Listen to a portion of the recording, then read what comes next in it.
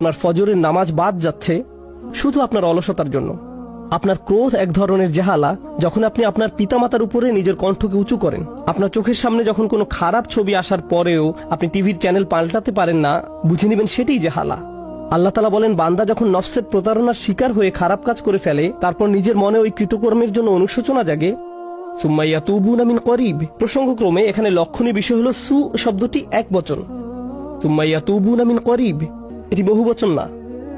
পাপ কাজটি করার সাথে সাথেই তারা আল্লাহর দিকে ফিরে আসে। পাপে জড়িয়ে পড়লে নিজেকেই আপনার নোংরা মনে হয়, নিজের প্রতি বীতশ্রদ্ধ হয়ে পড়েন, ক্রোধে ফেটে পড়েন, অথবা কখনো কখনো আশাহত হয়ে বলে ফেলেন, আমার সব আশা শেষ হয়ে গেল, আল্লাহর কাছে ফিরে গিয়ে কি লাভ। কিংবা ভাবেন, এখন আর তওবা করে কি লাভ হবে, এখন তো আল্লাহর সাথে কথা বলার কোনো অবস্থাই নেই আমার। খুবই বিব্রতকর অবস্থা। আল্লাহ বলছেন, এটা তওবা না।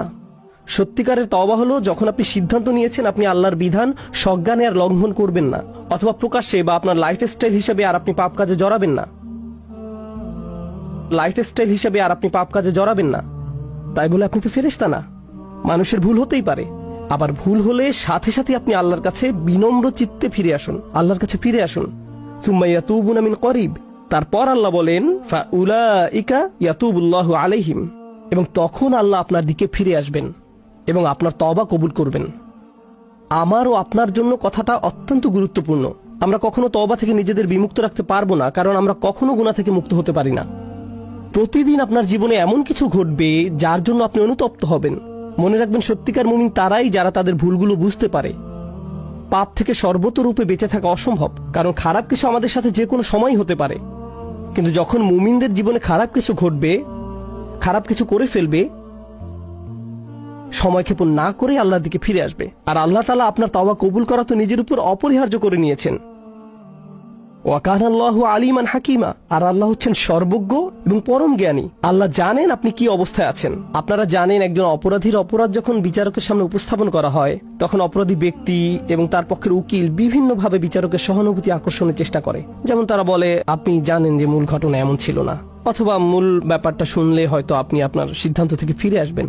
কিন্তু আল্লাহ তাআলা আপনার সবকিছু জানেন, তিনি আলিম। আপনি আল্লাহ তাআলার চেয়ে উত্তম কৌশলী হতে পারবেন না, এবং তিনি জানেন আপনার অপরাধ ক্ষমার যোগ্য কি না। ওয়া কানা আল্লাহু আলিমান হাকিমা। আল্লাহ হচ্ছেন সর্বজ্ঞ, পরম জ্ঞানী। তাই আমি আল্লাহ তাআলার কাছে দোয়া করি, এই রমজানে তওবা করাটা যেন আমাদের অভ্যাসে পরিণত হয়। তওবা যেন আমরা নিয়মিতভাবে, সচেতনভাবে এবং সজ্ঞানে করি। মসজিদে সবাই যখন দোয়া করে আপনি তখনই শুধু তওবা করেন এমন না।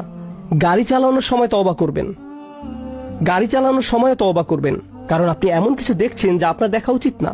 আপনার কান দিয়ে এমন কিছু শ্রবণ করছেন যা আপনার শোনা উচিত হয়নি, অথবা এমন কোনো আড্ডার মাঝে আপনি উপস্থিত ছিলেন যেখানে যাওয়া আপনার উচিত হয়নি। হয়তো আপনি নিজের অজান্তেই ওই আসরে আপনার ভাই, আপনার বোন, পিতা বা আপনার কোনো বন্ধুকে নিয়ে গীবতে জড়িয়ে পড়লেন। আপনি এমন ব্যক্তি না যে স্বীকার করে না যে ওটা আসলে গীবত ছিল। আপনি ওই রকম ব্যক্তি যে নিজের ভুল ধরতে পারেন আর বলেন ওইটা আসলে গীবত ছিল। আপনি নিজেকে চেক করেন আর তওবা করেন। সাথে সাথে আমি আল্লাহর কাছে দোয়া করি, আল্লাহ তাআলা যেন আমাদের বেশি বেশি তাওবা করার তৌফিক দান করেন এই মাসে, এবং আমাদের সকল তাওবা যেন কবুল করেন। বারাকাল্লাহু লি ওয়া লাকুম। ওয়াসসালামু আলাইকুম ওয়া রাহমাতুল্লাহি ওয়া বারাকাতুহু।